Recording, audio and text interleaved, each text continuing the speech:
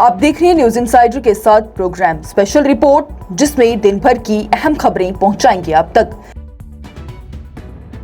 Delhi high court में यासिन मलिक का बड़ा और हैरानकुन दावा, बोले पाकिस्तान में हाफिज सईद से मुलाकात आईबी के कहने पर की थी।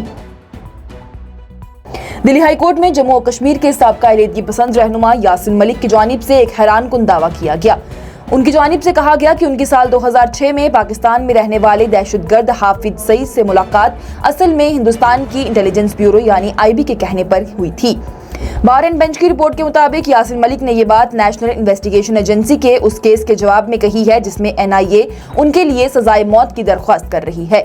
यासिन मलिक ने कोर्ट में अपनी तहलीलात लिखित तौर पर फाइल की है, जो कि एक सील्ड कवर में दी गई थी। हालांकि कोर्ट ने किसी भी राजदारी का हुक्म नहीं दिया था। यासिन मलिक का यह कहना है कि साल 2006 में वो पाकिस्तान गए और हाफिज सईद के साथ साथ दूसरे अस्करी रहनुमाओं से भी मुलाकात की, और ये सब उस वक्त के आईबी के स्पेशल डायरेक्टर वीके जोशी के कहने पर किया गया। उनका यह भी कहना था कि उस वक्त दिल्ली में एक धमाका हुआ और आईबी का ये कहना था कि अमन और दहशतगर्दी एक साथ नहीं चल सकती, इसलिए उन्होंने ये मुलाकात करनी चाहिए। वापिस आने के बाद यासिन मलिक ने दावा किया है कि उन्होंने उस वक्त के वज़ीर-ए-आज़म मनमोहन सिंह और national security advisor NK Narayanan को भी तमाम मुलाकातों के बारे में तफसीलात से ब्रीफ किया।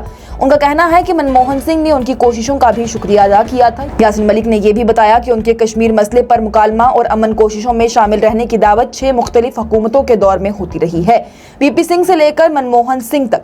उनका कहना है कि उन्हें सिर्फ मुल्क के अंदर नहीं बल्कि दुनिया भर में भी कश्मीरी अवाम के हक में आवाज उठाने के लिए हुकूमत खुद मदऊ करती थी। उन्होंने ये भी कहा है कि जिस मुलाकात को आईबी की दरख्वास्त पर किया गया उसे बाद में उनके खिलाफ गलत तौर पर पेश किया गया, जो कि नाइंसाफी है। वाज़ेह रहे तो फिलहाल कोर्ट इस केस की अगली सुनवाई नवंबर में करेगी। पीडीपी सदर महबूबा मुफ्ती की जानिब से वज़ीर दाखिला को लिखा गया खत, यासिन मलिक केस में इंसानी हमदर्दी से जायजा लेने की दरख्वास्त की गई। जम्मू कश्मीर की साबका वज़ीर आला और पीडीपी के सरबराह महबूबा मुफ्ती की जानिब से वज़ीर दाखिला अमित शाह को एक अहम खत लिखा गया है, जिसमें उन्होंने जेकेएलएफ के चीफ यासिन मलिक के केस को इंसानी हमदर्दी के पहलू से दोबारा देखने की दरख्वास्त की है।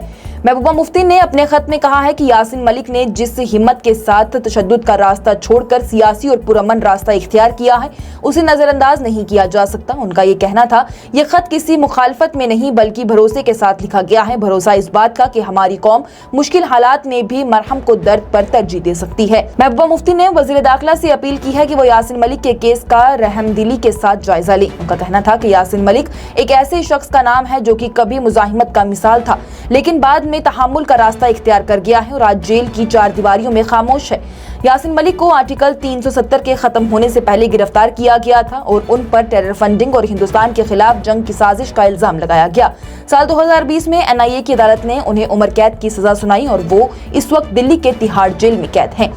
महबूबा मुफ्ती की जानिब से याद दिलाया गया कि 1994 में यासिन मलिक ने हमेशा के लिए हथियार छोड़कर सियासी और पुरअमन तरीके का इंतखाब किया था। उनका कहना था कि यह फैसला न सिर्फ बहादुरी भरा था बल्कि ये किसी एक तरफ का नहीं था। इस फैसले में हिंदुस्तान की एजेंसियां भी पिछले दरवाजों से शामिल थी।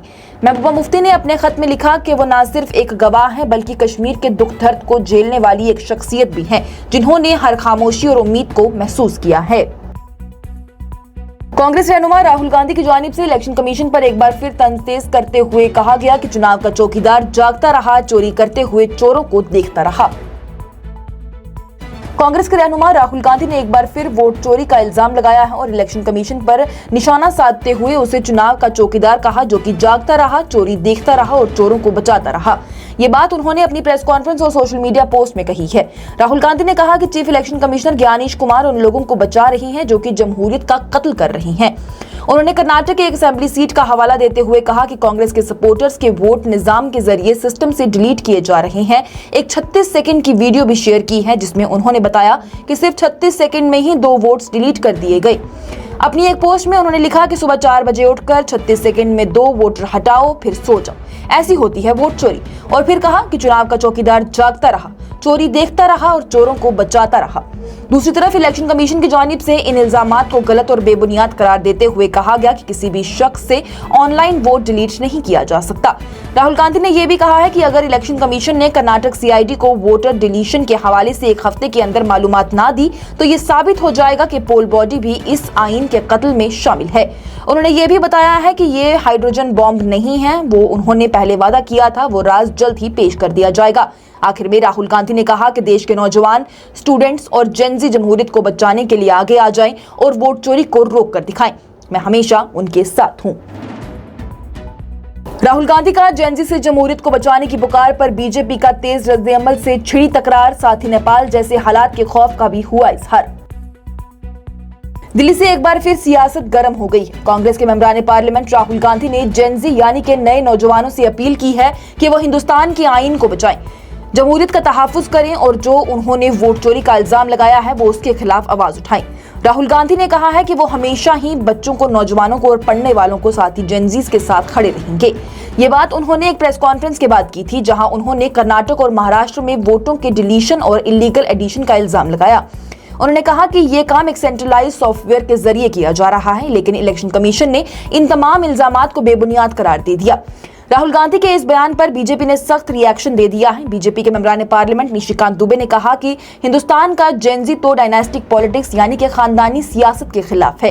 उनका कहना था कि जब जेनजी नेहरू, इंदिरा गांधी, राजीव और सोनिया जैसे लीडर्स को बर्दाश्त नहीं करता तो वो राहुल गांधी को सपोर्ट क्यों करेगा। दुबे की जानिब से यह भी कहा गया कि जेनजी करप्शन के भी खिलाफ है और कांग्रेस को पावर से बाहर निकालना चाहता है। उन्होंने राहुल गांधी को धमकी दी है कि अगर नौजवानों का गुस्सा भड़का तो उन्हें मुल्क छोड़ना पड़ जाएगा। इस मुद्दे को और भी सीरियस बना दिया नेपाल के रीसेंट हालात ने, जहां पर करप्शन और अथॉरिटेरियन हुकूमत के खिलाफ जेनजी का वायलेंट प्रोटेस्ट हुआ था। इस प्रोटेस्ट में 50 से ज्यादा लोग मर गए थे, मिनिस्टर्स के घर जला दिए गए थे और पार्लियामेंट को भी आग लगा दी गई थी। बीजेपी का यह कहना है कि राहुल गांधी चाहते हैं कि हिंदुस्तान में भी नेपाल जैसे हालात पैदा हो जाएं। बीजेपी के दूसरे लीडरान अनुराग ठाकुर की जानिब से भी ये राहुल गांधी पर इल्जाम लगाया गया कि वो मुल्क में अफरा तफरी फैलाने की कोशिश कर रही हैं। उन्होंने कहा कि जब इलेक्शन कमीशन न्यूट्रल काम कर रहा है तब राहुल गांधी लोगों को मिसलीड कर रही हैं और जमहूरियत को कमजोर बना रही हैं। मीरवाइज़ कश्मीर मौलवी उमर फारूक को लगातार दूसरे जुम्मा भी जामा मस्जिद श्रीनगर में नमाज अदा करने की नहीं दी गई इजाजत। मीरवाइज़ की जानिब से फैसले को बुनियादी मजहबी हकूक की खिलाफवर्जी करार देते हुए इंतहाई अफसोसनाक करार दिया गया। मीरवाइज़ कश्मीर मौलवी उमर फारूक की जानिब से जुमा के दिन सख्त नाराजगी का इजहार किया गया है, जब उन्हें दूसरे हफ्ते भी जामा मस्जिद श्रीनगर में नमाज अदा करने से रोक दिया गया। मीरवाइज़ ने इस फैसले को बुनियादी मजहबी हकूक की खिलाफवर्जी करार दिया है और कहा है कि ये इंतहाई अफसोसनाक बात है कि हुकूमत उन्हें मुसलसल मस्जिद में नमाज अदा करने से रोक रही है। उन्होंने कहा कि उन्हें अपने करीबी दोस्त और साथी प्रोफेसर अब्दुल गनी भट्ट के जनाजे में शिरकत करने की भी इजाजत नहीं दी गई। उनका ये कहना था कि क्या हुकूमत मुर्दों से भी डर रही है। मीरवाइज़ ने कहा कि हर जुम्मा को उन्हें घर में बंद कर दिया जाता है और जामा मस्जिद जाने से रोक दिया जाता है। एक ऐसे निजाम की निशानी है जो कि आवाज दबाना चाहती है। उन्होंने कहा है कि लोगों को अपने रहनुमाओं को आखिरी रुखसत देने का हक छीन लिया गया है या मिलकर गम बांटने से रोका गया है और वो बिल्कुल भी कबूल नहीं है। उन्होंने जोर देकर कहा कि जोर और दबाव से ना तो ईमान खत्म होगा, ना ही वो किया जा सकता है और ना ही लोगों की इज्जत और इंसाफ की तमन्ना को मिटाया जा सकता है। वाज़ेह रहे तो श्रीनगर के मुख्तलिफ इलाकों से आई रिपोर्टों के मुताबिक बहुत से मसाजिद, इमाम बारगाह, खानका और दरगाहों के उलेमा इमामों की जानिब से भी मीरवाइज़ पर पाबंदियों के खिलाफ अपना एहतजाज रिकॉर्ड करवाया गया और उनके मजहबी फर्ज अदा करने में रुकावट डालने की सख्ती से मजम्मत की गई। जम्मू कश्मीर में अवामी एक्शन कमेटी समेत 2 ग्रुप पर पाबंदी बरकरार रखने का ट्रिब्यूनल की जानिब से दे दिया गया फैसला।